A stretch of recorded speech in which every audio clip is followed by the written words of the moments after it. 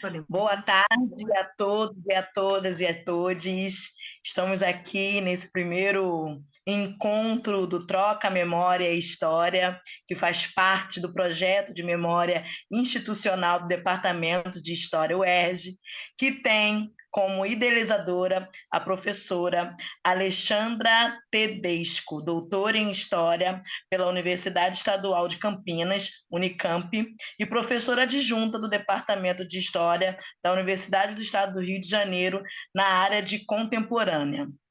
Também faz parte desse projeto os bolsistas. Eu, Jamile Lopes, que sou mestranda no PPGH UERJ e também graduanda em História no IFCH UERJ, tendo também como parte o João Kleinlein, que também é graduando em História no IFCH UERJ. E temos o prazer hoje de receber nesse encontro, nessa troca, o nosso querido convidado, Matheus Pereira Ribeiro, que é doutor em Sociologia pela Universidade de Brasília, UNB, e pesquisador do projeto Memória e Sociologia da Universidade de Brasília. Passarei a palavra agora para a professora Alexandra Tedesco. Jamile, muito obrigada pela apresentação. Quero agradecer também a presença do João e a presença do Matheus, claro, que topou generosamente reservar um tempo para conversar com a gente sobre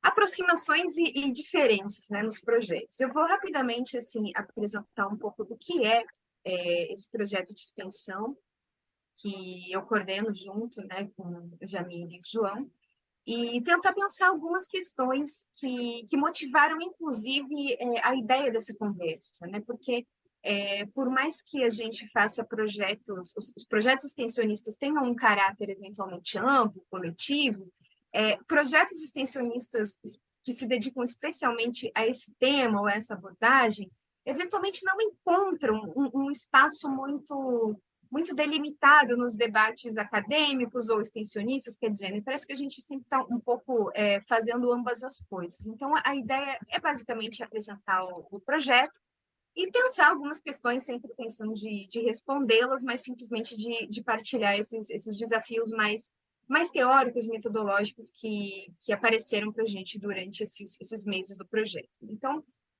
inicialmente, vale dizer que a ideia inicial, né, o pontapé inicial para a submissão desse projeto de extensão na Universidade do Estado do Rio de Janeiro, ela vem, claro, né, da convergência de um interesse de pesquisa pessoal, que eu vinha trazendo desde da época do doutorado, que era pensar a questão da universidade. Né? Na tese, eu estudava a história da universidade, no caso, da Universidade Argentina.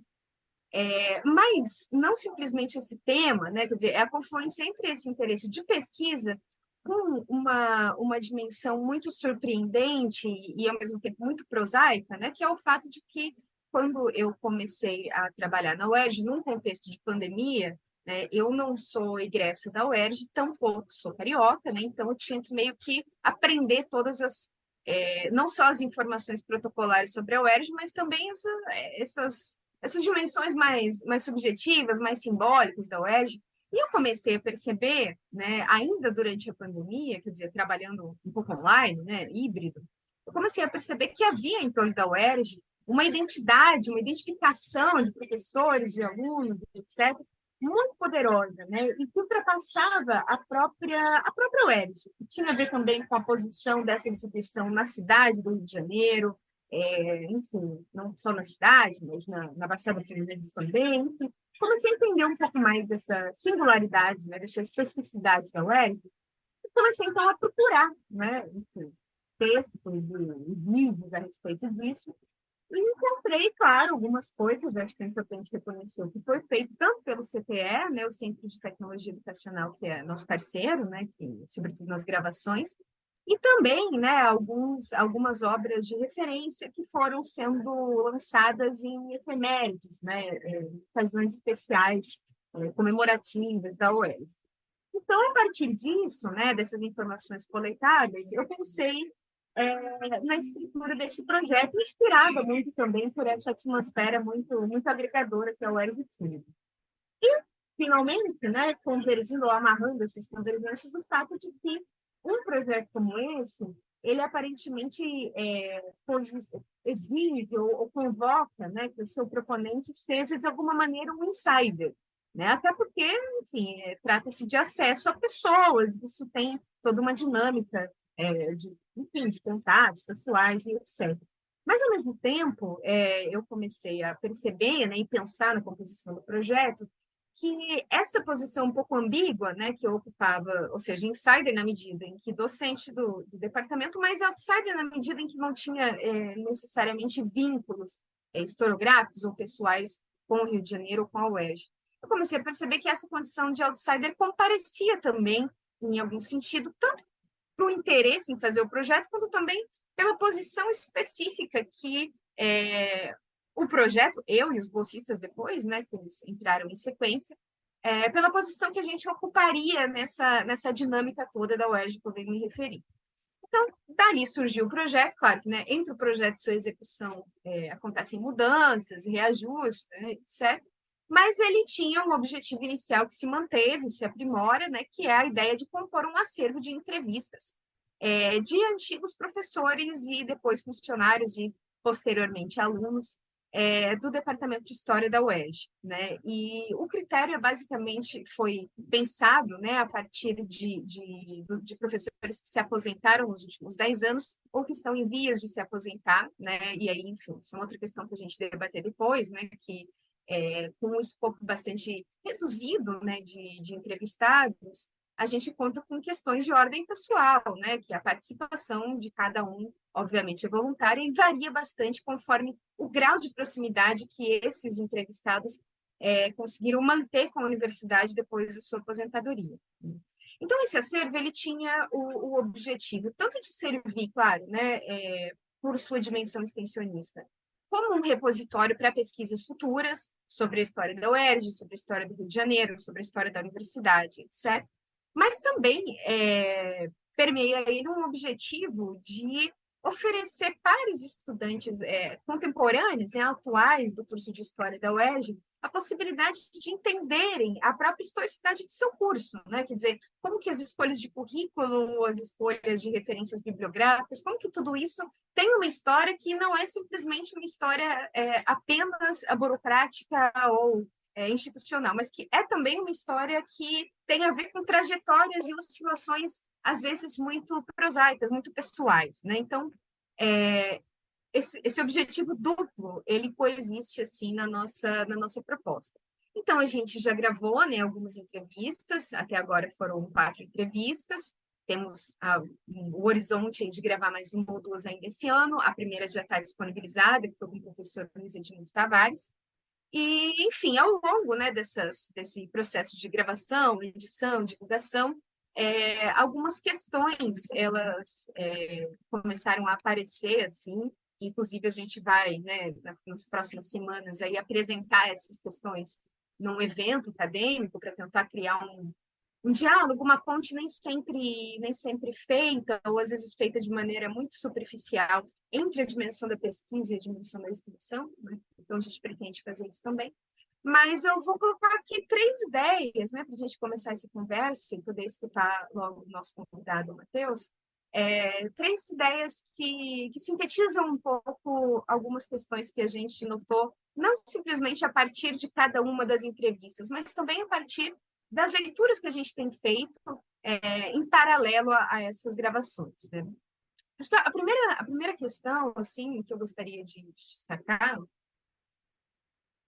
é que quando a gente fala de um projeto de memória institucional, a gente, enfim, a gente associa isso, né, a uma ideia de história institucional que só recentemente vem ganhando possibilidades um pouco mais modernas. Eu quero dizer, basicamente, que quando eu fui consultar, né, como eu estava dizendo, aquelas memórias que já haviam sido produzidas sobre a UERJ, não é com certeza que não é um caso só da UERJ, né?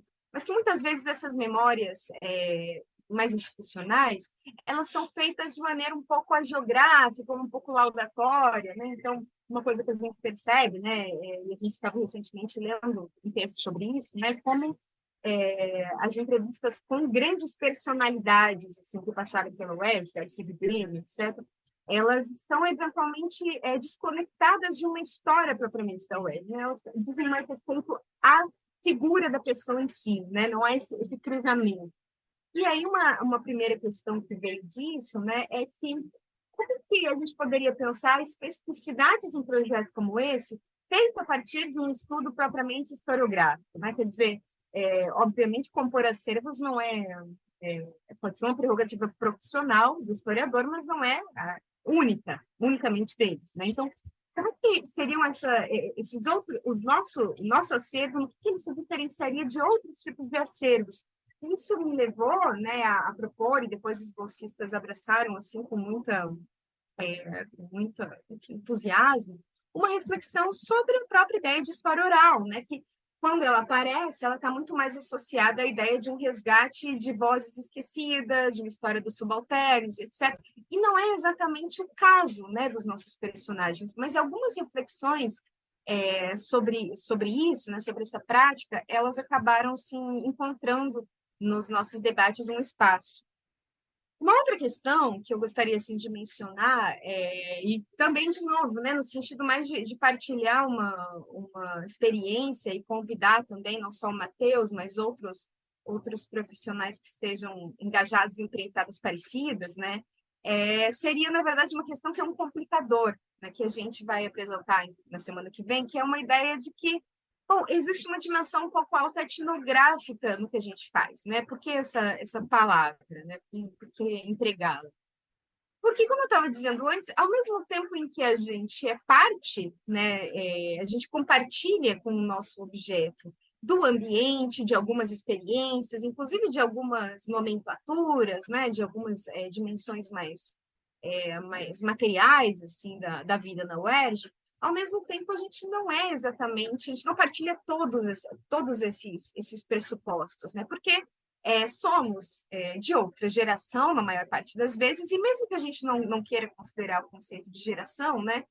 Mas a gente um outro pela posição que a gente assume no papel de entrevistador e entrevistadora, né? Então, essa posição dentro fora, né, ela provoca uma reflexão, ela lembra um pouco uma reflexão feita claramente com muito mais coragem e competência pelo Pierre Bourdieu, né, quando ele comenta como às vezes é delicado tomar por objeto o mundo do qual se participa. E geralmente se participa numa posição desprivilegiada, né? Ou seja, numa posição de dependência, de vinculações. Então, é sempre uma questão que aparece às vezes para a gente. E por fim, né, e aí vou passar a palavra para o Matheus em seguida, pensando nas possibilidades de um projeto como esse, né, de que maneira uma pessoa que assistir uma dessas entrevistas, ela vai poder reconstruir não simplesmente a trajetória daquela pessoa, mas uma trajetória um pouco mais ampla, uma história um pouco mais ampla, que capture movimentos como, por exemplo, os requisitos de entrada, os sistemas de internacionalização, os requisitos de formação, e a gente percebe muito isso conforme a gente vai fazendo entrevistas mais recuadas no tempo, né? Por exemplo, o impacto da Constituição de 89 na organização de concurso público, por exemplo, ou o impacto da dedicação exclusiva, da política de cotas, no caso da UERJ.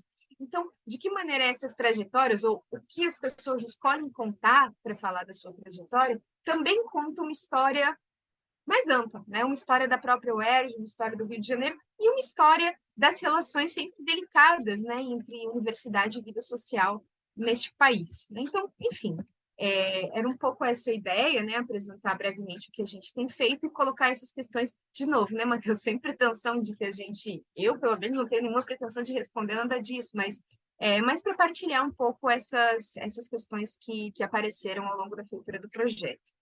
Então, enfim, agora eu te passo a palavra para a gente escutar um pouco do seu projeto.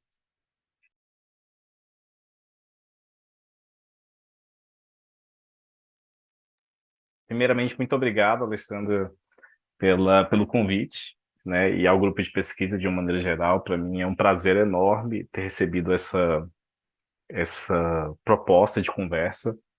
É algo que, inclusive, foi bastante providencial, porque tanto eu quanto os membros do, do nosso grupo de pesquisa, né, do Memória da Sociologia na Universidade de Brasília, a gente também tem pontuado cada vez mais nas nossas reuniões a necessidade de construção, né, de troca de experiências, de conhecimento, de reflexões em geral, com outros projetos que estão acontecendo no Brasil e que têm temáticas parecidas, né?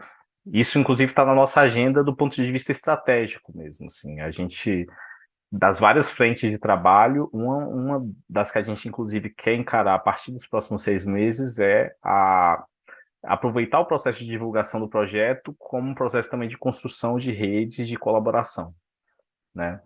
A gente acha que isso é extremamente fundamental para aprender a como fazer a pesquisa, como organizar esse acervo, né, como trocar informações, e inclusive também pelo fato de que quando a gente fala de história do campo científico, do campo acadêmico em Brasília, que é o nosso caso, a gente não está falando de Brasília só, a gente está falando de Rio de Janeiro, a gente está falando de São Paulo, a gente está falando do Nordeste, da Paraíba, da Bahia. Então as trocas, elas não são, elas são muito mais do que simplesmente uma forma de conexão, de estabelecimento de contato, mas elas também são uma forma de construção de insumos e de elucidação sobre a nossa própria história em Brasília, né? Porque essas pessoas, elas circulam, elas vieram de outras regiões do Brasil, elas vieram de outros contextos acadêmicos, e muitas vezes chegam em Brasília por conta de circunstâncias, situações, experiências que estão assentadas nesses outros contextos acadêmicos em regiões outras, né? Então, agradeço o convite justamente por ele ser um primeiro passo para a gente descortinar não só, a gente estabelecer não só relações de contato e troca, mas também descortinar elementos da nossa própria história institucional e científica no campo das ciências sociais, e humanas em geral. Feito esse agradecimento, né, eu vou tentar sumarizar um pouco a história do nosso projeto, né? Me perdoem se eu falar demais, eu tenho um pouco essa mania. De todo modo, assim, o projeto Memória da Sociologia na Universidade de Brasília, ele já tem cerca de 3 anos, ele começou no ano de 2021, né? No final de 2020 para 2021, e ele é um projeto que ele nasceu de um evento, né? A professora Aide Caruso, que é a coordenadora executiva desse projeto, ela convidou a mim e a um amigo, Denis, que era mestrando, eu era doutorando, para que a gente ajudasse eles a desenhar uma mesa do evento de 50 anos do Programa de Pós-Graduação em Sociologia na Universidade de Brasília, né? Então, eram para ser convidados as pessoas para montar essa mesa, e aí ela queria que a gente pensasse, fizesse uma pesquisa para delimitar um pouco de linhas teóricas, linhas de pesquisa, principais atores de determinados momentos históricos, que pessoas poderiam dialogar melhor com outras, né? Então, ela nasceu dessa preocupação, mas, de certa forma, essa preocupação com o evento em si, dos 50 anos, ela acabou que congregou uma série de interesses, de desejos, de um intercurso mais aprofundado na questão da história institucional que existiam nessas várias pessoas que se articularam em torno do simpósio, né, do webinário, na verdade, porque ele foi online, né? E o que isso quer dizer? Eu falo, por exemplo, do meu ponto de vista. Eu estudo História das Ciências Sociais, né? A minha tese de doutorado, que terminei inclusive essa semana, as últimas revisões, ela é uma tese sobre as condições que propiciaram a circulação internacional de sociólogos brasileiros para o exterior durante a ditadura militar. Então, para fazer essa tese, eu tive que ler muito sobre a história das ciências sociais. Aqui tem vários livros do Miceli, inclusive, aqui, todos aqueles clássicos de história das ciências sociais. E uma das questões que aparecia na literatura até mais contemporânea, que discute os textos de história das ciências sociais, ou debate sobre história das ciências sociais no Brasil, é de como que é um debate circunscrito, em grande maioria, ao eixo Rio-São Paulo, né? E principalmente paulista, né, principalmente paulista, porque talvez essas obras mais germinais, pelo menos no campo das ciências sociais, do senso, elas giram em torno da produção do próprio Sérgio Miceli e um núcleo de pesquisadores a ele associados que eram majoritariamente paulistas, o que não significa que as pessoas não foram abarcadas nesse primeiro projeto, mas essa concentração de falar da história das ciências sociais no Brasil e falar de São Paulo é muito presente nessa literatura, né? E dado que, e aí tem a ver com elementos da minha trajetória, eu sou um aluno, fui um aluno, na verdade, né, que fez graduação, mestrado e doutorado, todos na Universidade de Brasília, né, no Departamento de Sociologia, então eu tenho uma conexão bastante forte e longa, de mais de 10 anos, com essa instituição, né? Então, ao mesmo tempo que eu li essa literatura, eu percebia que, olha, eu acho que eu participo de uma instituição que a gente tem um legado muito importante, mas ao mesmo tempo isso não está expresso numa literatura, ou não foi tão descortinado dentro de uma literatura como o do eixo Rio-São Paulo, e principalmente o eixo paulista, que é a maior parte da literatura que eu comecei a levantar para a minha tese, né? E ao mesmo tempo que eu vi esse desconforto com a literatura, com essa concentração da literatura, e fazia a minha tese, eu também tive contato com o projeto, se não me engano, Memória das Ciências Sociais no Brasil, né, que é um projeto da FGV, CPDOC, que foi basicamente a principal fonte de dados qualitativos da minha tese de doutorado. Porque na minha tese de doutorado eu analiso 15 trajetórias de vida de acadêmicos que fizeram circulação para fora do país durante a ditadura e para não ter necessidade, como eu queria muita gente e seria mais difícil eu conseguir entrevistar tantas pessoas, eu já tinha ali o material deles transcrito, em vídeo, gravado, organizado, maravilhosamente feito para um pesquisador, eu decidi trabalhar com o material deles, né? Então, essas primeiras situações que eu passei a me enxergar, o desconforto com a questão da literatura, da concentração da literatura no eixo Rio-São Paulo, o interesse, de certa forma, por todos esses anos de comprometimento com a minha instituição, de dar uma resposta, de certa forma, ou de homenagear, como que eu posso dizer? A palavra não é exatamente essa, de entregar de volta, de certa forma, uma parte do que a instituição tanto me entregou nos últimos anos. E, ao mesmo tempo, a percepção com o passar do tempo de que da importância do acesso a materiais ao se falar sobre história das ciências sociais, ou a importância dos acervos, a importância dos arquivos ao se falar sobre história das ciências sociais, isso tudo começou a colocar um certo interesse já em mim, anterior a esse convite do simpósio, quer dizer, do webinar, que a professora Aide fez, de que era muito importante de que nós de Brasília começássemos a construir um acervo, né, para que pesquisadores tivessem a oportunidade de pesquisar e de falar sobre a história das ciências sociais, a história da sociologia na Universidade de Brasília, né? E isso é um gesto político também, de certa forma, né? E começamos a discutir também essa dimensão de que falar sobre a importância da produção intelectual e das trajetórias intelectuais aqui em Brasília, em meio a um contexto dessa desigualdade nacional da escrita sobre a história das ciências sociais, era um ato político de nos colocar dentro desse jogo de poder acadêmico também enquanto atores relevantes, né? E o interesse em fazer isso é um ato político, nesse sentido de que é um ato que nos posiciona dentro de questões que envolvem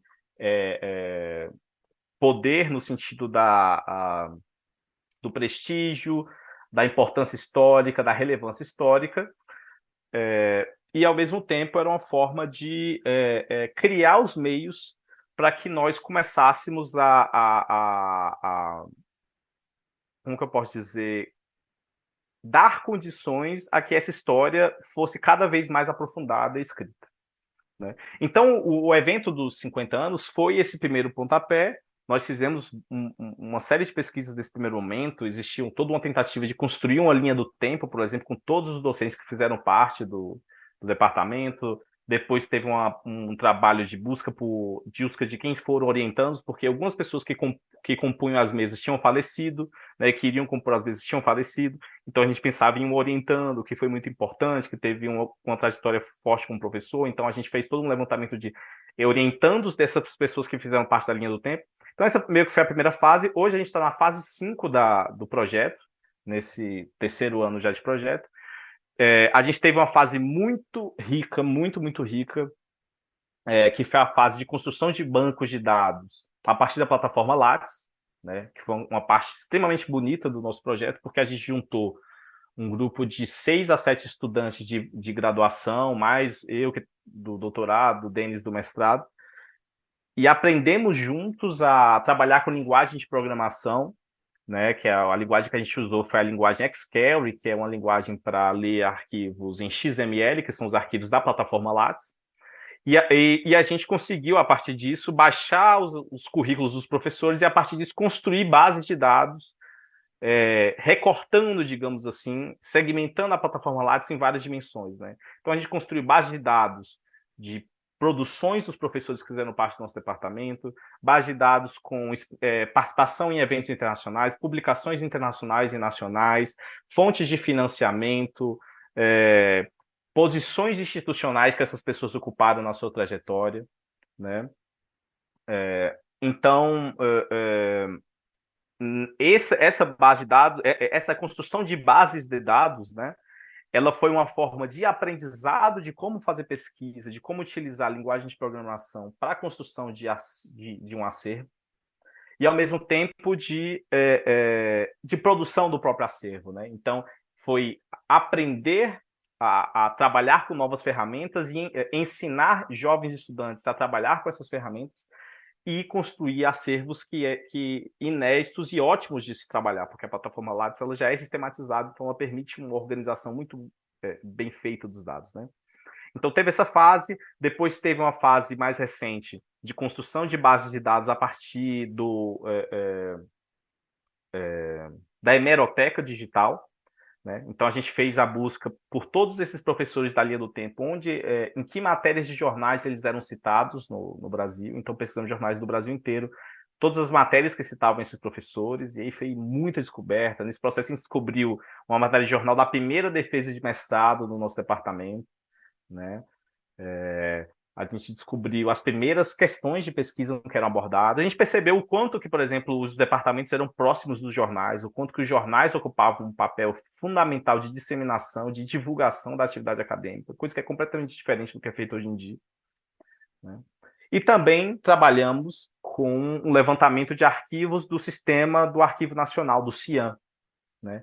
Sistema de Informações do Arquivo Nacional, onde que é uma parte que é basicamente composto, pelo menos a maior riqueza desse material, são arquivos de órgãos de espionagem da ditadura, né? Então a gente encontrou arquivos que nem mesmo os professores tinham conhecimento, que foi incrível, porque a gente descobriu assim, como os sistemas de espionagem funcionavam, o que eles pensavam sobre os professores do nosso departamento, processos mesmos de expulsão de professores e de recontratação, ou de orientação à não contratação, que era muito comum. Então, a gente encontrou vários documentos do DSI da UNB, né, da Diretoria de Assuntos Estratégicos da UNB, que era uma parte do SNI, né, orientando para que o departamento não contratasse determinado professor por conta de um histórico ideológico, político, etc. Isso foi extremamente rico, né? E foram elementos que a gente passou a trazer para a fase de entrevistas de vídeo também, que foi uma das últimas a começar e que continua agora. A gente fez entrevistas já com 6 professores, a gente tem uma agenda aí de mais ou menos 15 entrevistas, pelo menos, né? Porque também é um processo de que a gente vai fazendo entrevista e vai descobrindo novos nomes, né? Então esse projeto tem sido assim uma experiência extremamente gratificante, porque é gratificante para quem faz, é gratificante para os professores, porque eles se sentem muito honrados no final da carreira deles de estarem tendo sua história contada, sua história registrada, ou mesmo alguns elementos da própria história institucional que eles já não lembravam, porque eles não tinham acesso, como esses documentos do CIAN, e por aí vai.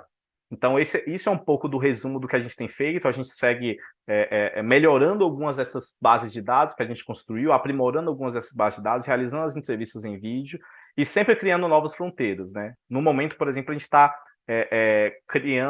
atualizando o site para que a gente divulgue esse material, né? Que finalmente, depois de tanto tempo de pesquisa, a gente consiga divulgar e permitir o acesso às pessoas, né? E indo um pouco para os comentários, para as perguntas que você mencionou, Alexandra, eu acho que a primeira diz um pouco sobre a singularidade, né? Qual é a singularidade de fazer um acervo dessa natureza, né? E eu acho que é um processo de descoberta contínuo o tempo inteiro, porque é um processo de descoberta da gente começa a comparar o tipo de coisa que a gente faz aqui, o tipo de coisa que está sendo feito no Rio de Janeiro, que tipo de coisa que está sendo feito em São Paulo, qual a diferença do que a gente está fazendo. Por exemplo, essa questão dos arquivos de jornais, eu acho que eu não vi em outros acervos que eu levantei, mas, por exemplo, o acervo do IUPERJ, que eu acho incrível que está sendo feito lá no Departamento de Sociologia, eles têm um levantamento de ementas que a gente quer construir aqui, né? E a singularidade da entrevista de vídeo, eu acho que é algo que eu tomo um pouco da experiência da FGV, do CPDOC, das conversas que eu tive com o Celso Castro sobre isso. Que ele menciona justamente o modo como a entrevista, que foi um tabu para o CPDOC no começo, porque era uma instituição consolidada em história oral, mas um determinado tipo de história oral que era focada apenas no áudio, né? Como que isso foi uma pouco de quebra de tabu, mas como que isso abre uma série de potencialidades que o áudio não permite. Então, a entrevista de vídeo permite uma profundidade ainda maior, ela permite uma captação das expressões muito maior, que está para além de quem registra, mesmo numa transcrição muito bem feita, né? Está para além porque quem transcreve também analisa, né? Então, a entrevista de vídeo dá uma abertura muito maior para quem está analisando de fora, de pensar em que medida, como interpretar, né? Então, resguarda a segurança do entrevistado, né, para que o entrevistado ele possa, na medida que alguma fala seja alvo de questionamento, se resguardar, né? Permite essa informação mais completa e também, na minha opinião, e eu acho que isso tem um valor inestimável, homenageia a trajetória da pessoa, dar um valor que eu acho que do ponto de vista estético é mais grandioso frente à importância das trajetórias de vida, né? Então, a pessoa, o acadêmico, nossos professores, que muitos deles, alguns nem são de uma geração que nem se fazia entrevistas de vídeo, né? Então, aquele momento de dar ali a oportunidade da pessoa, às vezes na sua própria casa, com seus livros, a sua estante, tudo mais, de falar sobre sua trajetória de vida, sobre a produção que realizou, em alguns casos até esquecida por muitos, é uma oportunidade de dar maior brilhantismo, digamos assim, da beleza ao processo de finalização, né, de celebração de uma carreira, né? Então, as entrevistas são extremamente emocionantes, são muito bonitas, eu acho extremamente gratificante fazer, né? Eu sempre falo para os entrevistados que, para mim, é uma oportunidade de crescimento profissional, intelectual, como pesquisador, mas também é uma experiência de vida. Eu, com essas histórias, eu aprendo como pessoa, eu aprendo a viver, né? Alguns dilemas que são meus e que me parecem tão meus hoje em dia, eu percebo com essas entrevistas que muitos desses dilemas foram daquelas pessoas em vários momentos de suas trajetórias também. São processos que até eu carrego para mim como aprendizado para lidar com os meus próprios dilemas, os meus próprios problemas dentro de uma trajetória acadêmica, né? Isso também implica no segundo ponto que você mencionou, que é as implicações do recorte geracional, da clivagem geracional que é imediata, né? Como você mesmo disse, o contato geracional ele é muito profícuo, ele é muito virtuoso do ponto de vista científico, porque ele permite um estranhamento que é importante para a investigação científica sempre, né? O próprio estranhamento de, às vezes, uma pergunta desencaixada, alguma questão que é levantada na pesquisa, na entrevista por quem está sendo entrevistado, ou por quem entrevista, em que há o desencontro, isso mostra, na verdade, isso abre um potencial, na verdade, de elucidação, de aprofundamento de questões que não foram pensadas anteriormente e que expressam como que as modificações históricas no processo acadêmico vão construindo outras dinâmicas, né? Então, às vezes, os desencontros são ricos justamente por causa disso, né? E eu acho que eles têm que aparecer e são naturais que apareçam, né? Mas, ao mesmo tempo, a gente busca, no nosso projeto, complementar o processo, esse corte geracional, com a diversidade de atores de gerações distintas participando do projeto, né? Então, do ponto de vista, por exemplo, da coordenação acadêmica, o nosso coordenador acadêmico é o professor Sérgio Tavolaro, que já é um professor que tem em volta de, acho que acredito, uns 50 anos aproximadamente. O professor Aide Caruso, que entrou um pouco depois dele no nosso departamento, já acho que ela entrou a partir de 2007, aproximadamente, né? E aí a minha geração, que já é mais jovem, então o próprio núcleo do projeto de pesquisa, ele tem uma diversidade que ajuda a responder essas lacunas, né? Ajuda a preencher lacunas. E também no processo de entrevista, o que a gente tem buscado? A gente tem buscado professores que são da mesma linha de pesquisa, professores novos do departamento, que são da mesma linha de pesquisa, daquele professor aposentado que está sendo entrevistado, justamente para construir uma espécie de meio termo entre eu, que sou um estudante mais jovem, o professor, que é um professor que está se aposentando, e ele, que é uma continuidade daquela linha de pesquisa, né? Uma continuidade seja da linha de pesquisa, seja da posição daquela linha dentro do departamento, né? Então, geralmente, esses professores mais jovens, eles conhecem a obra desse professor que está se aposentando e eles podem indagar melhor as preocupações da linha de pesquisa hoje, contemporaneamente, da sociologia do trabalho de hoje, da sociologia do gênero de hoje, da sociologia do desenvolvimento de hoje, sobre as questões que aqueles professores semearam nos anos 60, nos anos 70, e como que se metamorfoseou esse amadurecimento das linhas de pesquisa da produção intelectual, né? Então, a gente tem buscado essa saída, né? A gente faz entrevista em conjunto, geralmente faço eu a entrevista, em conjunto com um professor novo, que entrou nos últimos 10 anos no nosso departamento, entrevistando esse professor que está se aposentando. Então, acho que é uma conversa rica justamente por causa disso. E, geralmente, os professores mais novos que entram nessas posições, eles têm eles têm uma conexão com os professores aposentados dessas mesmas linhas, né? Às vezes porque entraram na vaga, de certa forma, desse professor aposentado, ou simplesmente porque conhecem e continuam com uma trajetória de produção intelectual dentro daquela linha, né? Então, eu acho que é isso, aprender com o desencontro, que às vezes é importante, e às vezes esse desencontro acontece na entrevista e é bom que aconteça e a gente use esses estranhamentos como um processo de aprofundamento dos estranhamentos, mas ao mesmo tempo a gente também busca atenuar para também não ficar aquela coisa muito espaçada, onde a minha experiência como sociólogo não me permite tocar elementos que eram caros a uma geração tão distante da minha, né? E o terceiro ponto que você mencionou, sobre em que medida a entrevista de uma pessoa, de um trajetório intelectual, fala muito mais também sobre todo o ambiente em volta dessa pessoa, né? E para nós sociólogos isso aí vamos dizer assim, ouro, né? Porque a gente está geralmente sempre buscando, ainda que nas individualidades, ainda que nas singularidades, a gente está buscando o campo social, o campo intelectual, as singularidades do momento histórico onde as pessoas estão inseridas, né? Então, por exemplo, a gente busca nas entrevistas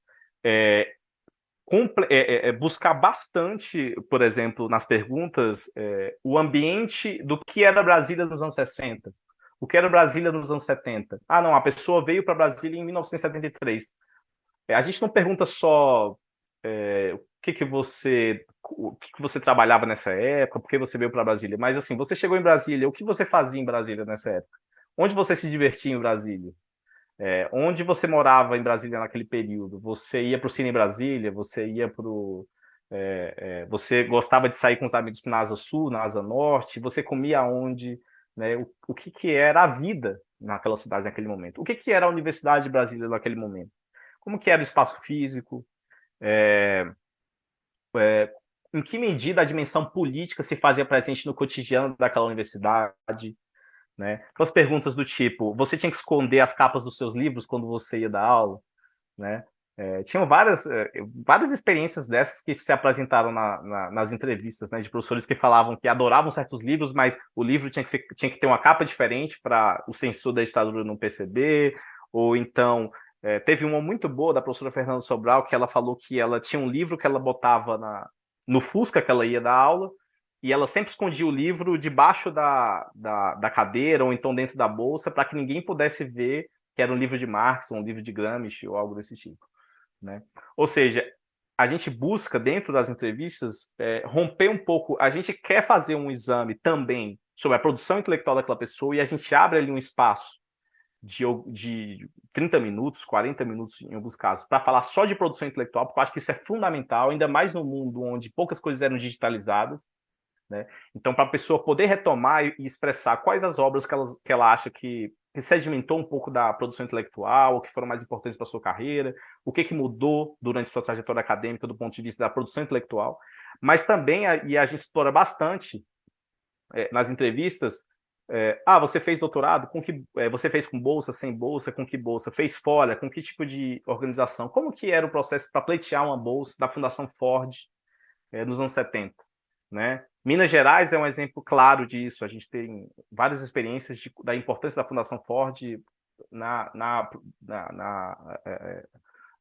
no acesso a bolsas para estudantes de Minas Gerais nos anos 70, principalmente. A gente já entrevistou pessoas que têm trajetórias nesse sentido, né? Como era o processo seletivo? Tinha prova? O que era dado nessa prova? Você foi para os Estados Unidos, o que você lia lá? O que estava nessas emendas? Quando você voltou, você trabalhava essas emendas que você aprendeu fora em Brasília? Você passou a incorporar algo novo?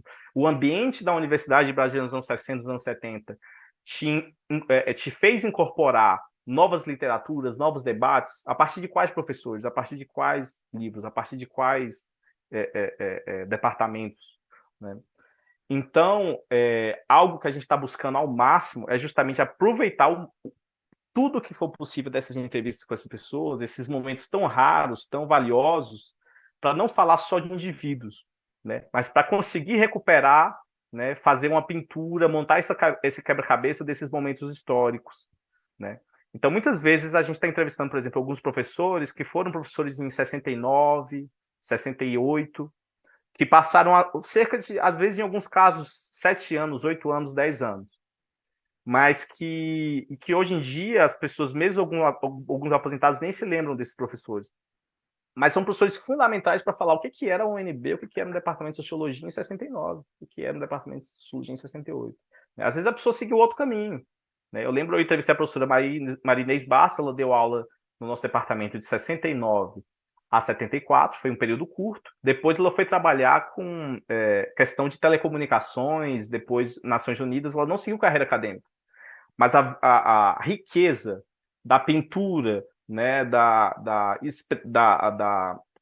dimensão e da profundidade do que era o cotidiano na universidade em 68, 69, que uma entrevista dessa dá, do que era lido em 68, 69, assim, é extremamente valioso, né?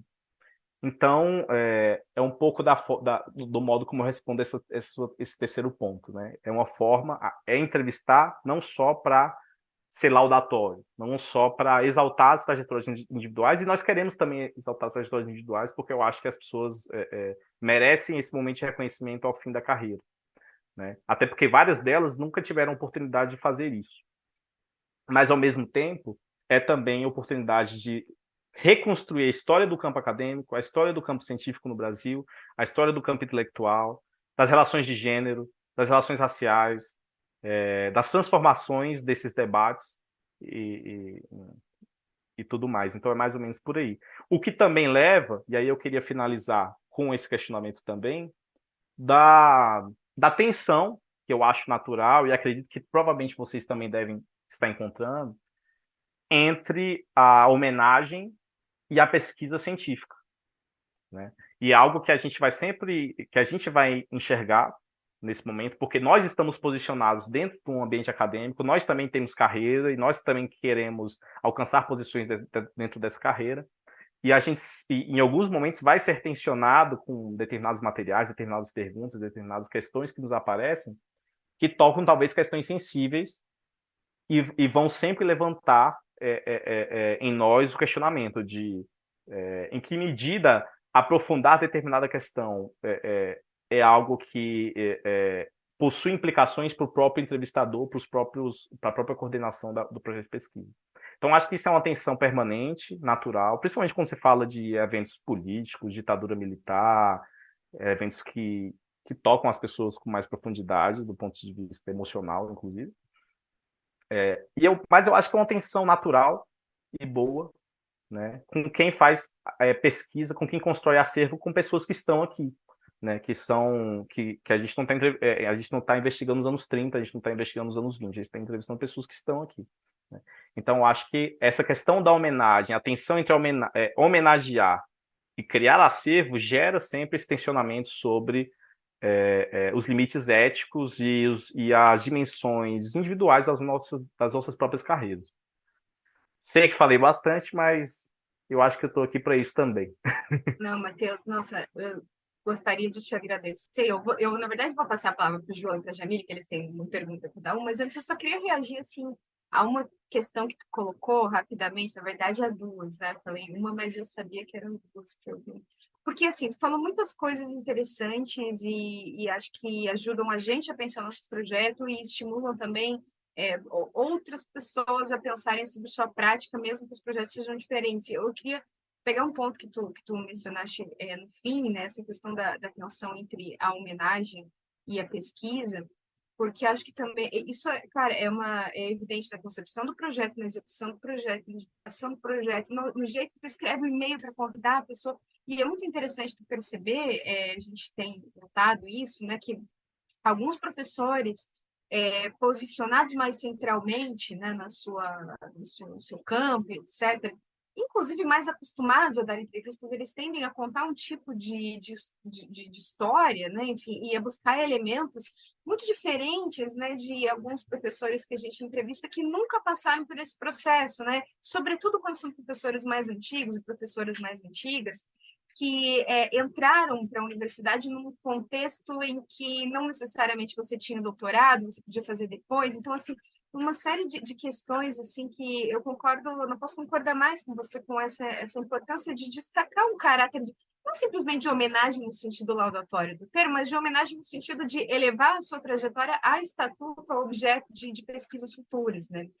E aí o outro elemento, antes de passar a palavra para o João, né, é essa questão da produção de dados de vocês, que é surpreendente, assim, não surpreendente no sentido, não esperaria menos, eu conheço o trabalho, conheço a tese, mas que é enfim, é um esforço e eu acho que aí entra uma questão disciplinar que a gente pode aprofundar em outro momento também, que é muito diferente, quer dizer, na história, quando eu fazia a tese, né, de doutorado, fazia na história, mas estudava ciências sociais lendo sociólogos, então era sempre uma questão assim, inclusive te conheci numa Unbox, não numa Ampul, né, quer dizer, significa. E estou dizendo isso porque, às vezes, essa produção de dados, o trabalho com dados, etc., ele fica um pouco relegado na formação do historiador e da historiadora, o que é uma grande perda, né? Porque, inclusive, por exemplo, para pensar a história da ciência, eu acho que é um campo em que os historiadores ainda têm muito a avançar, muito a conversar com os sociólogos e a conversar de maneira colaborativa, né? Não disputando objetos e tal. Ou disputando também, mas ainda assim no sentido colaborativo. Então, enfim, me sobressai muito positivamente essa dimensão que tu destacou muito, de não ter medo de dados, trabalhar com dados.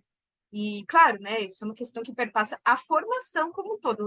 O projeto não vai resolver isso, mas eu acho que ele destaca um pouco, enfim, né, E aí, claro, a gente vai desdobrando o projeto, vai fazendo eletivas aqui, ele vai tentando mudar um pouco essa cultura de refração ao dado, né? E por fim mesmo, já passo a palavra para o João, que daí depois o João tem uma pergunta, já me tem outra, assim, só para a gente ir se encaminhando, né, para os finais, que tu mencionaste assim, da posição da UNB, né, a posição da UERJ como enfim, né, tu anunciou ela ao falar da centralidade do Rio de São Paulo, mas é uma questão muito interessante que muitos, não é só a posição daí do Rio de Janeiro, a posição da UERJ no Rio de Janeiro, ou seja, da UERJ em relação à FRJ, à UF, A UERJ, que é uma universidade que tem cotas há mais tempo, que é mais, tem um outro público, tem um outro perfil.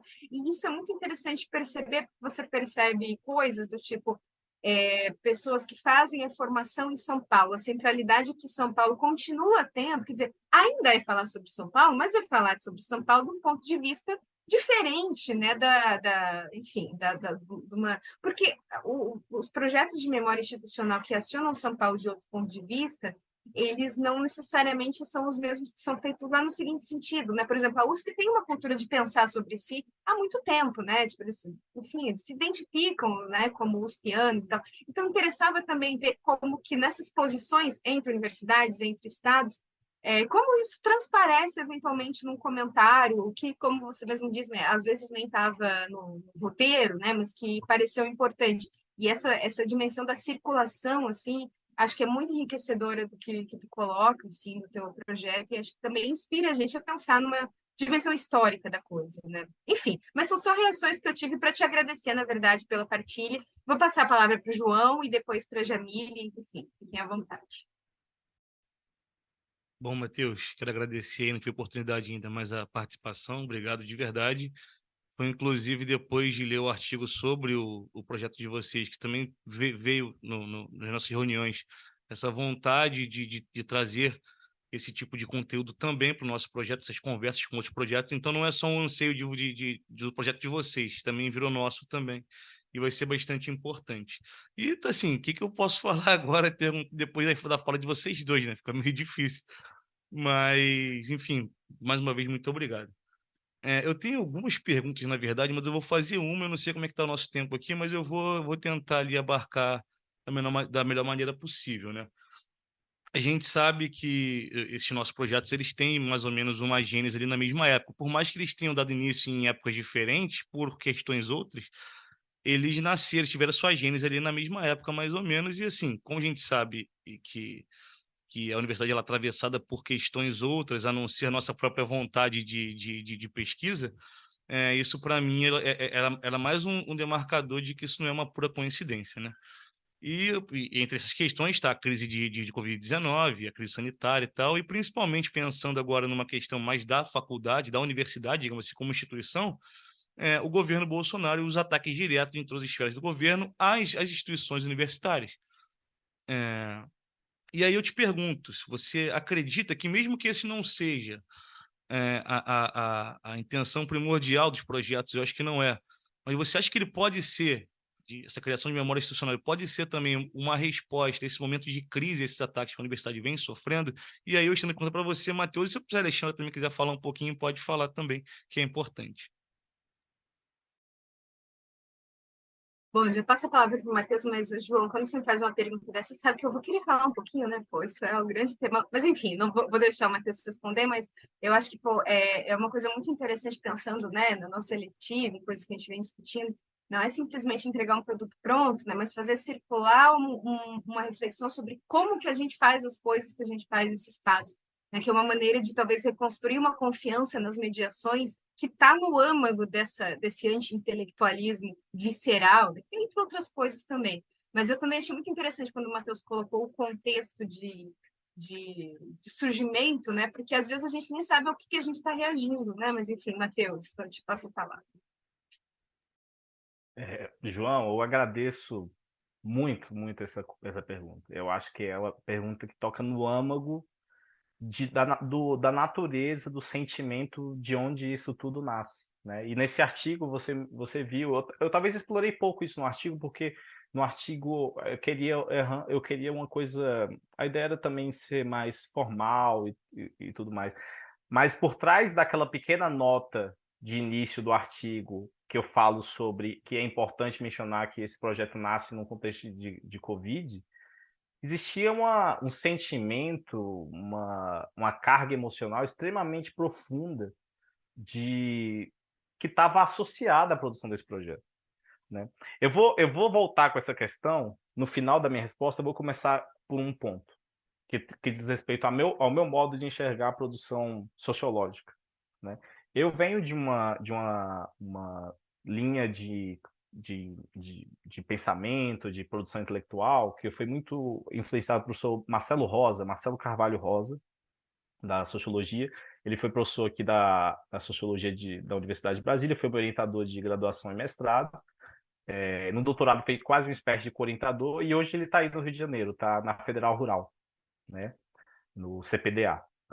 E nessa influência que eu sempre tive com o professor Marcelo Rosa e grupo de pesquisa que ele faz parte, que é o Laboratório de Sociologia Não Exemplar, que é um espaço que circula muito a discussão sobre teoria decolonial, pós-colonial, produções emergentes e contra-hegemônicas de uma maneira geral. A gente sempre leu muito o campo da teoria da torrede, né? Principalmente alguns autores recentes que têm trabalhado com a dimensão de giro ontológico, né? Mais especificamente Anne Mary Moll, Bruno Latour e principalmente o John Law, né? O John Law tem sido muito utilizado principalmente para a gente, né? Mas também a gente leu nos últimos anos o Delanda, que também é um autor nessa área de giro ontológico que tem um ótimo trabalho. E uma das questões principais desses autores, desse campo que é o campo que a gente chama do giro ontológico ou da política ontológica, é justamente falar que o trabalho científico é um trabalho produtor de ontologias, né? Esse tipo de abordagem ela rompe um pouco com o realismo científico clássico, de que existe uma realidade que nós tentamos capturar ou descrever essa realidade, para falar que nós somos produtores de realidade o tempo inteiro, né? E que várias estruturas do mundo social produzem realidades, produzem ontologias e dão singularidade ao que são as ontologias, ao que é a realidade do mundo, né? E nós somos uma parte dela, né? Nós, os historiadores, os cientistas, temos a capacidade de, ao narrar sobre algo, dar poder ontológico a esse algo, né? No sentido de que, e aí os historiadores sabem mais disso do que qualquer outra coisa, talvez não pelo mesmo viés, ou talvez com uma visão até crítica sobre essa própria ponto de vista que eu estou colocando. Mas, por exemplo, onde não existe fonte, não existe história. Se não existe dado, a gente não consegue falar sobre o mundo. Como que a gente vai falar sobre uma realidade que não existe, que não é possível de ser materializado, que não existe fontes para materializar, né? Ela fica descredibilizada, né? E no mundo onde o espaço científico é cada vez mais, e sempre foi, na verdade, mas que, por exemplo, no ambiente do contexto Bolsonaro foi ainda mais permeado pela deslegitimação política, pela influência de instâncias outras que não são puramente acadêmicas, a natureza ontológica das pessoas, das trajetórias, das produções, das coisas, está sempre em disputa, né? Ou seja, como defender o valor de uma produção científica institucional universitária sem fontes para defendê-lo, né? Sem dados para defendê-lo, né? Em alguns casos, esses dados estão sistematizados, estão bem organizados, em outros casos, não. Mas nesses outros casos, esses dados precisam ser produzidos, né? E aí está o ponto. Nós, como pesquisadores, como produtores de uma cefa, nós estamos produzindo ontologias. Às vezes, se uma pessoa falece, e com ela vai toda uma descrição sobre uma própria trajetória, uma descrição sobre um processo de fundação de um programa de mestrado, um programa de doutorado, das razões de por que um programa de mestrado ou doutorado foi criado de um jeito ou de outro, por que determinados temas de pesquisa não feitos assim, um assado, que foram fundamentais para o desenvolvimento histórico de uma determinada área de pesquisa ou de uma trajetória acadêmica, né? Se uma pessoa vem a falecer e com ela leva embora todo essa descrição, ela, dentro dessa minha interpretação teórica, né, ela não leva só consigo uma descrição de uma realidade, ela leva consigo um poder ontológico dessa realidade, né? Porque com o passar do tempo, talvez a história sobre aquilo que se passou vai ser narrada ignorando a ontologia de vários elementos que poderiam ser ressaltados ali, né? Então, feito essa contextualização que eu acho importante sobre o meu modo como eu enxergo a dimensão de política ontológica, de fazer um acervo, né? A importância na questão do poder, da relevância política, de dar ontologia às coisas em nossos trabalhos, nos nossas escritas, né? Da visibilidade. Isso é o que, de certa forma, é o plano de fundo teórico do desconforto no início da criação desse projeto, com você começar a olhar para o seu lado e você ver pessoas falecendo. Né? Pessoas que você admira, pessoas que foram seus professores, que carregavam uma história enorme, que você imaginava que talvez no futuro fosse ter um momento de uma entrevista e que, de repente, essa entrevista não veio e ela não vai poder existir mais. Né? Então, o projeto nasce desse fortíssimo desconforto, que não era só com a academia, mas também com entes familiares, com amigos, com ídolos que nós temos, né, no campo cultural, musical, o que seja, que todos nós somos atingidos por uma experiência de perdas, né, de perdas constantes e que às vezes poderiam acontecer em semanas, rapidamente, e com essas perdas, aquele sentimento do que poderia ter sido feito, que não foi feito. Então, naquele momento era também um momento de impulso do tipo, não podemos perder mais nada, vamos correr atrás, porque tudo que a gente puder sistematizar, organizar e registrar, a gente vai registrar, porque sabe-se lá o que pode acontecer no futuro. Então, é justamente isso, né? É a dimensão da pandemia e também a dimensão da importância, sem dúvida, que você mencionou. Sem dúvida, a percepção nossa da importância de um projeto de memória institucional, de memória científica, acadêmica, em uma instituição brasileira, era diretamente perpassada pelo processo de deslegitimação, de rebaixamento, de crítica que a universidade foi alvo nos últimos 4 anos. Né? Então, é isso. O projeto ele é socialmente determinado e busca, como que eu posso dizer, performar socialmente as nossas ontologias, né? Para que elas façam parte das ontologias que compõem a história das ciências sociais no Brasil. Obrigada, Matheus. Pô, Jamile, vou te passar a palavra. Tá bom. Vai falar, professora? Ah, tá, porque o Matheus saiu aqui da tela. Matheus, mais uma vez eu quero, assim, agradecer, né? É inenarrável, assim, como mensurar o como as suas palavras estão sendo, né, elucidadoras para a nossa caminhada do nosso projeto. E as minhas observações, as minhas ponderações, as minhas colocações vão em dois pontos, né? No primeiro, na questão metodológica, porque nós, né, da história, a gente tem muita discernimento do ponto objetivo do método, o que nos diferencia da questão também das entrevistas dicotômica com o lado do jornalismo, da comunicação.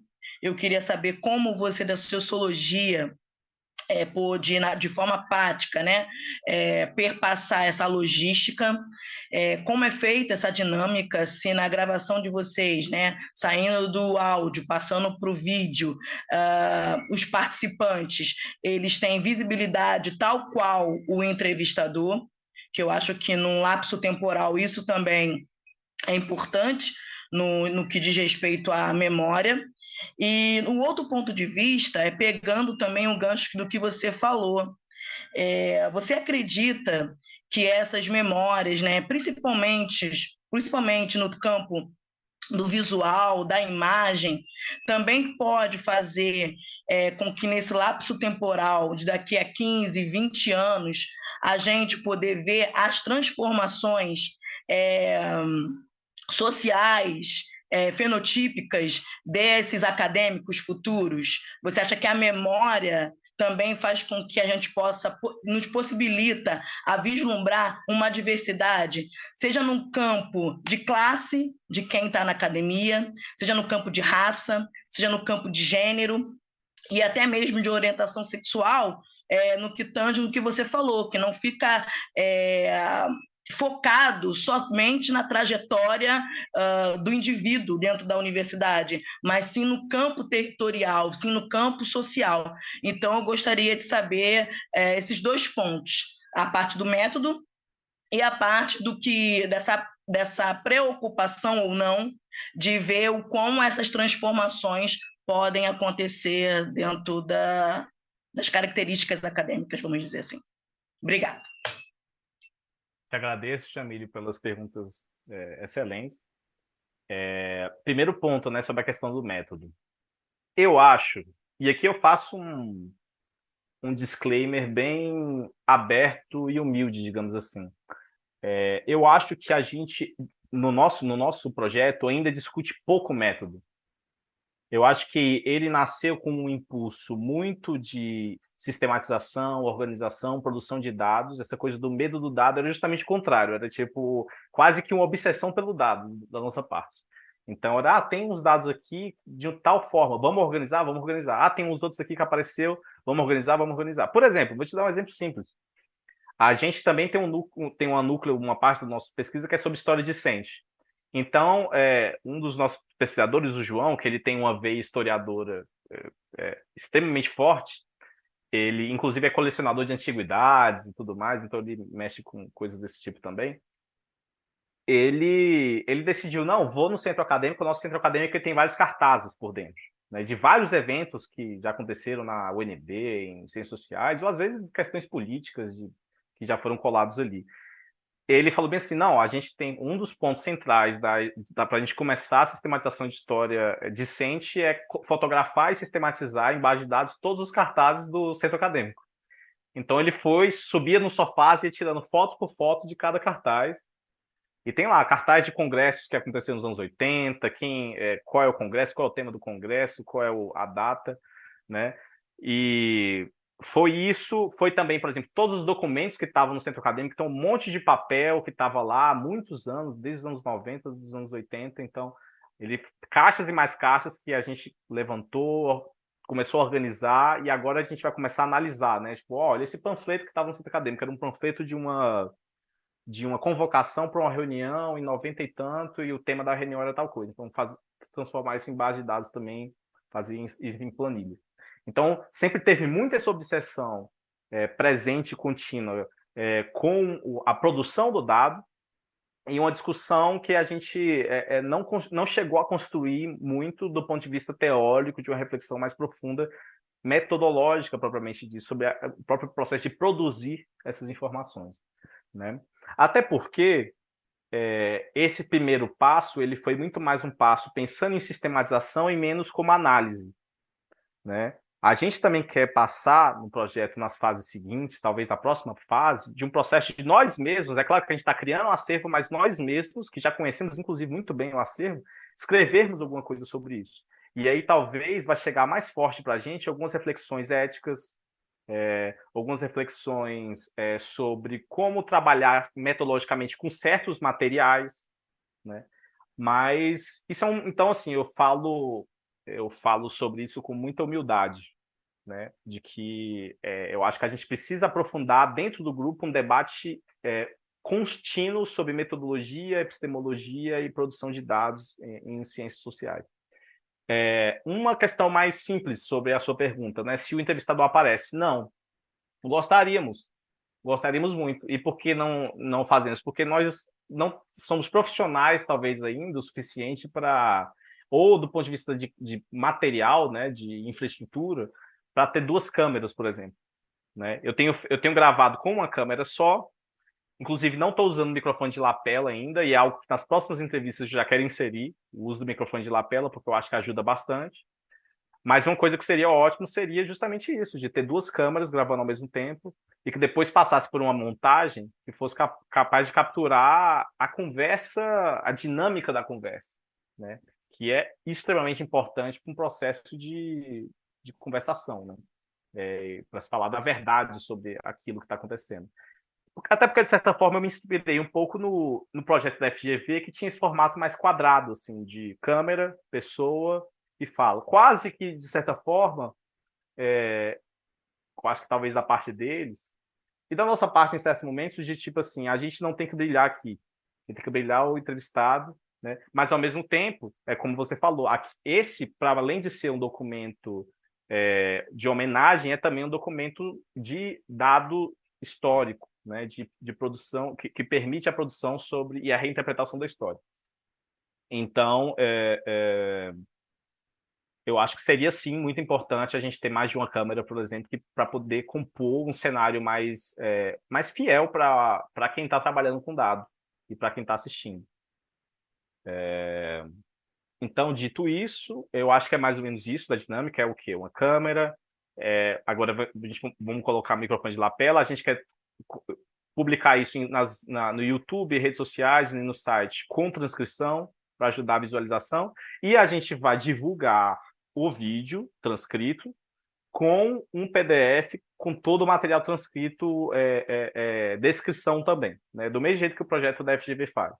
Porque, como ajudou na minha tese, vai ajudar de outras pessoas também. Às vezes você está fazendo pesquisa e você quer processar isso num software, né, para ver associação de palavras, associação de temas, e se você oferece para o pesquisador uma transcrição da entrevista, ele vai ter muito mais facilidade de mexer com aquele material. E tem gente até que, inclusive, gosta mais de só ler a entrevista em papel e não ir para o vídeo e tudo mais. Então, a gente quer dar essa visão mais completa. Então, do ponto de vista de infraestrutura, é mais ou menos isso. E do ponto de vista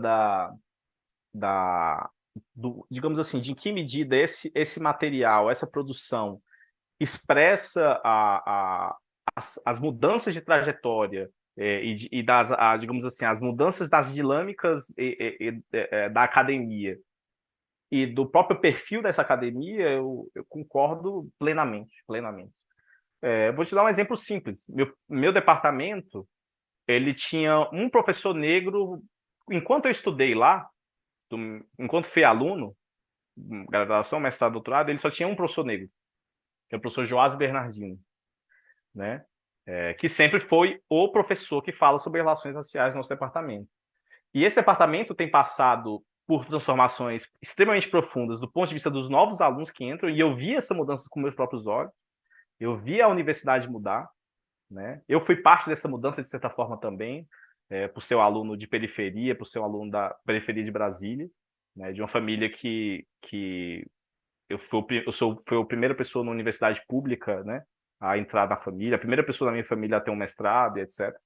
Então, eu sou parte da mudança e vi a mudança acontecendo, e vi a mudança acontecendo no meu departamento também, por ver como que, ideologicamente, politicamente, eu acho que o departamento também se abriu cada vez mais, também está cada vez mais se abrindo, e como que ele mudou do ponto de vista das pessoas que o frequentam. Então, se antes era o Joás, agora a gente tem a Jaqueline Teixeira, a gente tem a Laila, a gente tem o Emerson, ou seja, a gente tem, só nos últimos 7, 8 anos, mais ou menos, entraram 4 professores negros no departamento, né? Mais professores negros, mais professoras mulheres, mas esses ainda não estão sendo entrevistados, né? Porque eles não são os que estão se aposentando, né? Então, eu acho que esse dado ele vai fomentar para daqui a alguns anos, isso que para a gente é a construção de dado para o momento atual, ele vai estar produzindo as condições para que daqui a alguns anos a gente fale também sobre o perfil do que era, quem foi homenageado em 2023, quem era possível se homenagear em 2023, né? E quem sabe no futuro, quem vai ser homenageado em 2050, né, em 2060, porque essa universidade está mudando, o perfil dessa universidade está mudando, o perfil dos professores está mudando, o perfil dos debates está mudando, né? E aí, voltando àquela questão que eu tinha mencionado das ontologias, né? As novas ontologias estão sendo produzidas cientificamente, do ponto de vista experiencial da vivência, do ponto de vista corporal, e do ponto de vista dos espaços, né? Da cor dos espaços, né? Então, é mais ou menos isso. Eu acho que, sem a mínima dúvida, qualquer processo que trabalhe com o vídeo, com a imagem, e que permita a pesquisa sobre, por exemplo, a diversidade da universidade, ela dá um subsídio enorme para aqueles que vão discutir a mudança da cara das instituições de ensino superior e científicas no Brasil nos próximos anos, né? Eu acho que o projeto vai permitir isso, sem a mínima dúvida. Obrigada. Até mudanças de temas, principalmente, também. Porque, por exemplo, quando a gente produz uma base de dados, como a que a gente fez, sobre artigos, tema dos artigos, temas das participações em congressos e tudo mais, claramente você vai ver uma transmutação óbvia do aparecimento de novas agendas a partir de 2010, né, pelo menos, ou dos anos 2000 e 2010, pelo menos, né? Então, falo o exemplo do meu departamento. Qual era o tema do meu departamento nos anos 60? Sociologia rural, principalmente, e sociologia de desenvolvimento, né? Isso vai se modificando um pouco, no sentido de que essa sociologia rural vai, ao se mesclar, inclusive, com a sociologia de desenvolvimento, e ao observar as mudanças no rural brasileiro, começa a pautar, por exemplo, a maquinarização do campo, as novas tecnologias no campo, isso começa a virar ciência e tecnologia. Então, pessoas que eram, por exemplo, a professora Maristela Gross, que era uma bolsista de iniciação científica, um mestrado sobre sociologia rural, ela começa a pesquisar sobre as transformações da mecanização do campo, né? E a violência no campo, né? Aí vira, ou seja, aquilo que era rural vira ciência e tecnologia, aquilo que era ciência e tecnologia com o passar do tempo vira sociologia da violência, e a professora Maristela vira uma das professoras mais relevantes da área de sociologia da violência no Brasil, né? Ou seja, é uma mudança de trajetória. A violência é um tema dos anos 90, um tema dos anos 80. Do mesmo jeito que a questão de gênero só começa a aparecer nesses debates a partir daí também, e a questão racial também, e principalmente por conta dos novos corpos que passam a ocupar esses espaços, dessas cadeiras de professor, que começam a pautar novos debates, novas pesquisas e tudo mais, né? E aí eu termino com uma frase, inclusive, da minha formatura de graduação, que o professor Geoase colocou, né? Ele foi nosso patrono, e no discurso dele, ele mencionou que, por exemplo, ele fez um elogio à política de cotas, até porque ele foi um dos introdutores da política de cotas na UNB, né? E mencionou: a política de cotas não é bom simplesmente para o aluno que é cotista, que teve o direito de entrar na universidade. A política de cotas é bom para a ciência, ela é bom para a universidade, porque o aluno lá dentro, que nunca teve oportunidade de trabalhar junto sobre a mesma posição, sobre o mesmo olhar, trabalhar cientificamente na esfera científica com outras pessoas, com outros corpos, está tendo oportunidade agora. Isso é bom para o aluno que não tinha esse tipo de experiência, isso é bom para a universidade, para a produção científica, porque produz novos temas, novas agendas, novas questões, né? E é bom para a sociedade como um todo. A ciência, ela é mais eficaz, ela é mais poderosa na medida em que os atores que as fazem são atores mais diversos, né? São atores com experiências e que fazem perguntas mais diversas, né? Antes, porque se você só tem um tipo de perfil de pessoa, o seu universo de pergunta fica assim. Mas se você tem pessoas, cada um de uma posição, elas conseguem olhar para o mundo de forma muito mais diversa. Então, isso conseguem, aí voltando ao nosso tema, né, conseguem construir uma história institucional mais diversa, uma academia mais diversa. Então, esperamos, né, e eu acho que esse acervo permite isso, com que agendas como essa, que falem sobre a dimensão da diversidade no campo acadêmico, sejam produzidos. E eu convido, né, as pessoas a usarem nosso acervo para isso, para fazer isso também. Muito obrigado. Matheus, Obrigada, Matheus. Obrigada. Matheus, a gente está se caminhando por aquele momento chato, né, que ninguém gosta, mas enfim, a hora também está chegando. A gente precisa também terminar. Mas eu queria fazer uma pergunta bem rapidinha, já nesse tom de despedida mesmo. Por exemplo, eu e Jamil, a gente é bolsista e a gente tem um prazo de validade, digamos assim, no projeto. Ou seja, a gente pode ficar no máximo até 2 anos. A professora pode continuar com o projeto por muito mais tempo. Mas aí, pensando agora no que você falou, aproveitando esse gancho, pensando nessa heterogeneidade agora que a universidade vem recebendo, enfim, por diversos motivos, principalmente as cotas, e outros programas, por exemplo, de acesso à educação superior. Pensando agora no projeto, já tem 3 de vocês, né? Já tem 3 anos, já deve ser um projeto famoso dentro do departamento. E aí eu te pergunto agora, como percebendo isso de fora dos novos alunos que chegam. Você tem visto um interesse maior nessa área, por exemplo, de pesquisa de memória, oralidade, por exemplo, no departamento de vocês? E já penso, porque assim, no final esse projeto nunca vai ter fim, né? Por mais que você saia, ou tenha que ir para outro lugar, outras pessoas podem utilizar o mesmo método, mas e só alimentando, enfim. Daqui a 30 anos, de fato, são outras histórias, outras historiografias, outras memórias, né? Então, eu quero saber um pouquinho disso aí, se você tem notado um interesse maior, como é essa dinâmica no dia a dia aí de vocês do projeto? Ah, e desculpa, aproveita no final, já fala onde a gente pode achar o projeto de você para quem nos ouve aqui, poder procurar lá, quem se interessar, já deixa o site, enfim, página, beleza?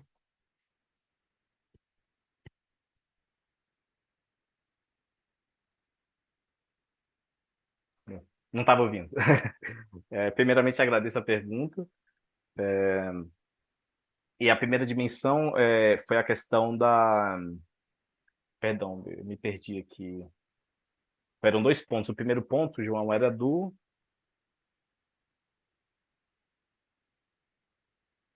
O primeiro ponto era sobre se você tem reparado um interesse Ah, sim, maior do dos. interesse. Isso. Interesse. Eu sinto que o interesse é muito forte. Eu sinto que o interesse é muito grande. Quando a gente fez o primeiro. A gente agora está trabalhando com uma equipe muito pequena, só eu, o João e o Denis.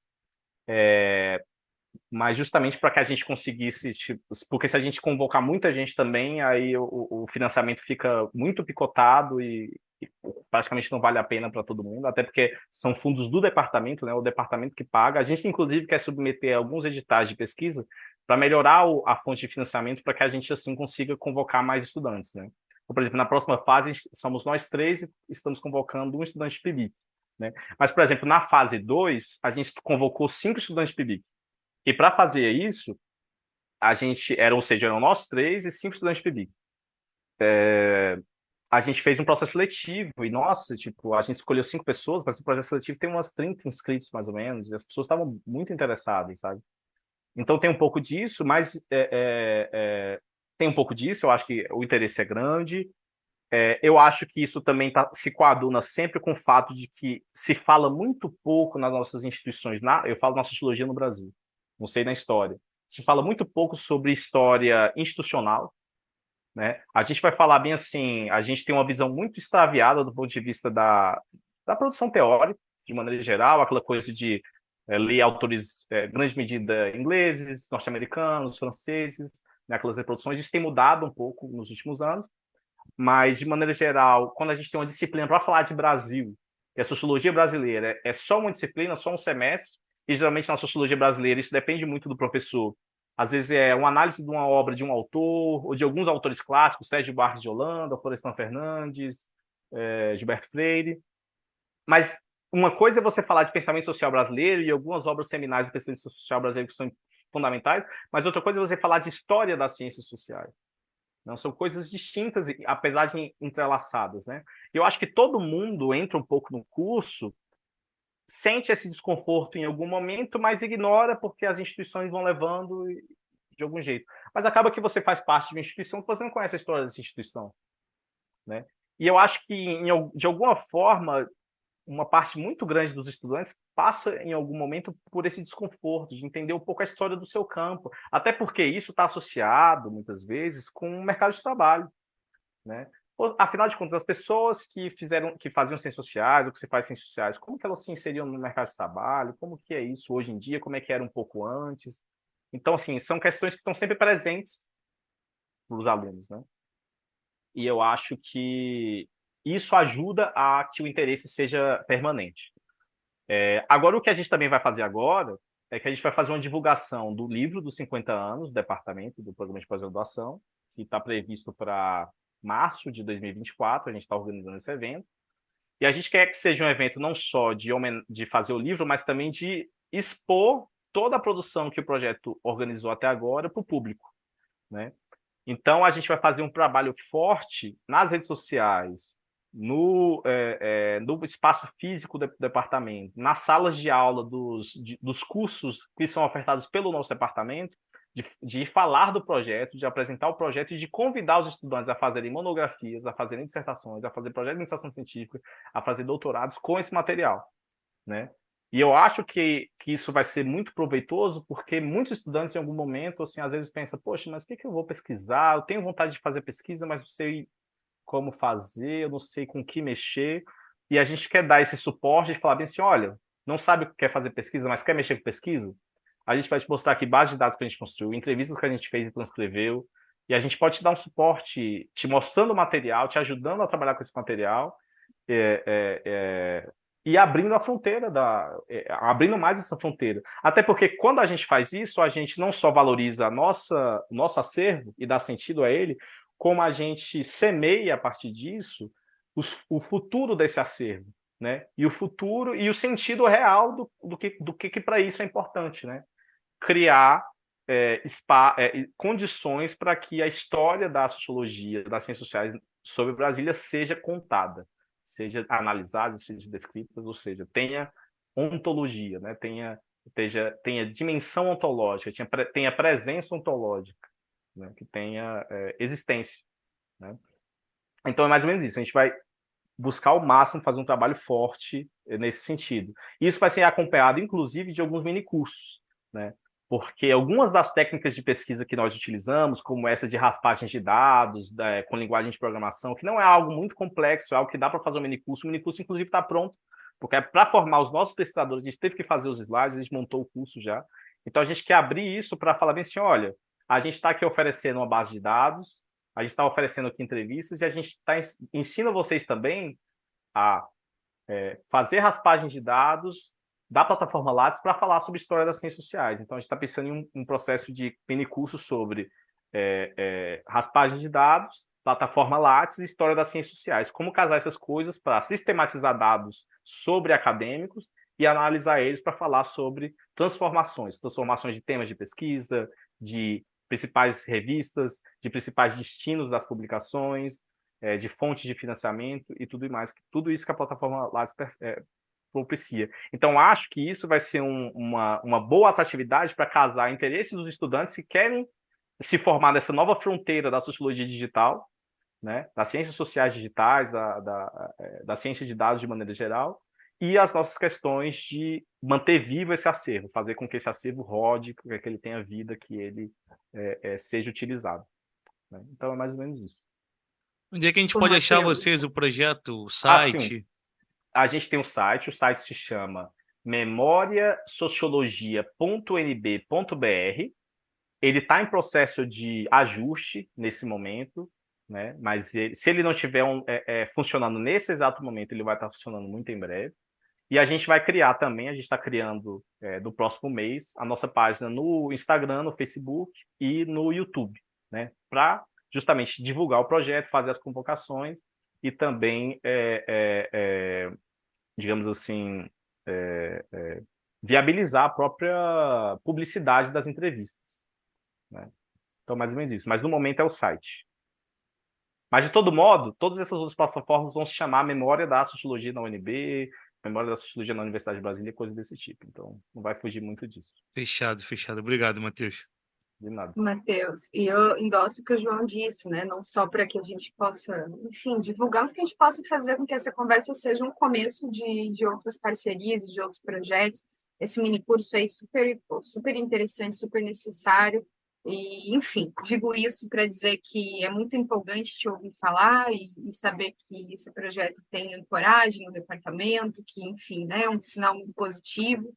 E, enfim, né, aproveito para te agradecer, a gente já está conversando há um bom tempo, né, e, enfim, assim, que a gente poderia continuar, mas para manter, inclusive, o formato, porque agora a gente está produzindo um arquivo aqui, né, que a gente vai também colocar no arquivo, então, para que ele fique, enfim, no nosso padrão, né, em tempo razoável, para que as pessoas assistam, eu vou encerrando por aqui, mas sem antes, assim, não sem antes te agradecer imensamente pela disponibilidade, pela generosidade, né, não só em contar sobre o que estão fazendo, mas também essa parte da cozinha, né, que, enfim, acho que é muito importante para quem está se colocando desafios parecidos e às vezes acha que são desafios individuais, enfim, né? Então, te agradeço muito, agradeço também o João e a Jamile pela mediação, pelas perguntas, e, enfim, por serem a parte estruturante do projeto também. Espero que a gente consiga levar esse diálogo adiante e a gente, né, firma aqui mais que uma amizade, né, mas uma parceria para a gente pensar junto enfim, projetos futuros aí para os nossos dois projetos. Agradeço profundamente, é um prazer muito grande. A minha admiração que eu já tenho pelo trabalho da Alexandra, né? E o carinho também, obviamente, e também pelo projeto de vocês, né? Eu fico muito feliz de saber que vários projetos desses estão pipocando pelo país, né? E para mim é uma oportunidade gigantesca de